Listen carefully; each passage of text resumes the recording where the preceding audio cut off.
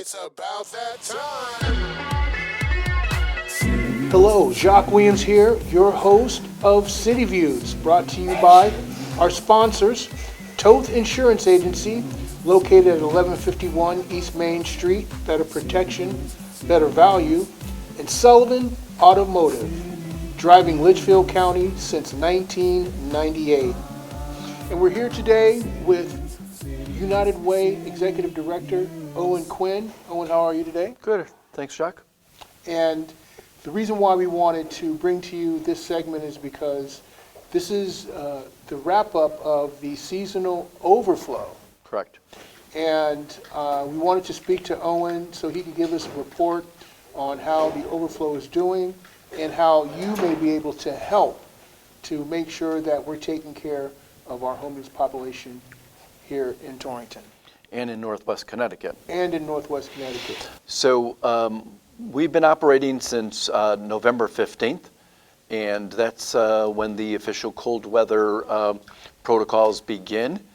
And we are a low to no barrier shelter, which means that we have people that are in that we're keeping alive for the winter months. Low barrier means they're free to come and go. It's not a place where we are breathalyzing and doing drug testing on individuals. They're here on their best behavior. Many of the people we have are suffering from addiction. Some have mental health issues. And we work, the United Way works at Overflow Shelter, and we bring in community partners to provide health and wellness visits, mental health visits, partner with various agencies like Fish and the Soup Kitchen to provide food stuff for the residents here. Again, as Jacque said, we're wrapping it up, so it's going to be April 18th, right after the Easter holiday, and we will be closing our doors, and hopefully we'll be working on permanent solutions to their housing and getting them jobs, and again, working with our partner agencies to make sure that they're ready to go for the summer season, and hopefully not have to do a winter sheltering experience like this again.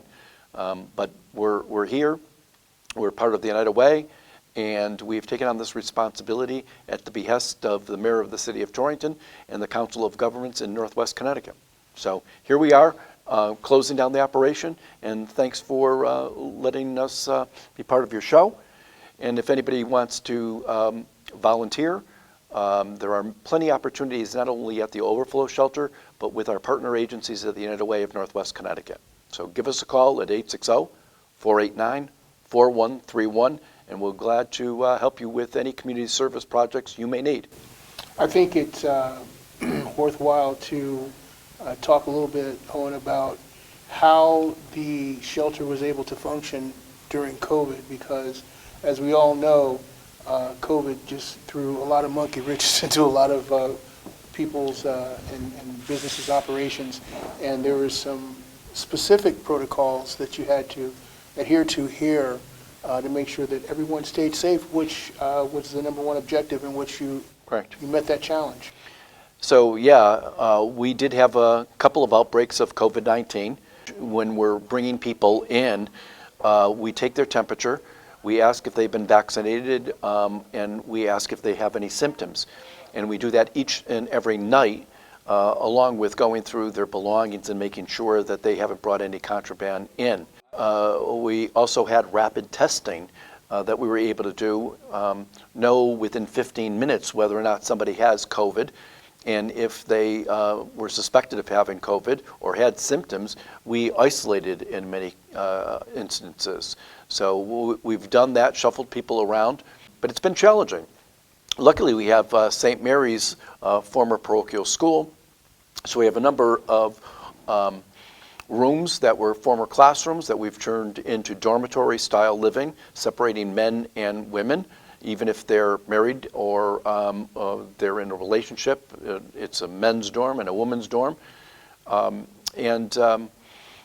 You know, we've got an upstairs. So fortunately, if isolation is necessary, we have 2 floors and a number of empty spaces that we can fill up.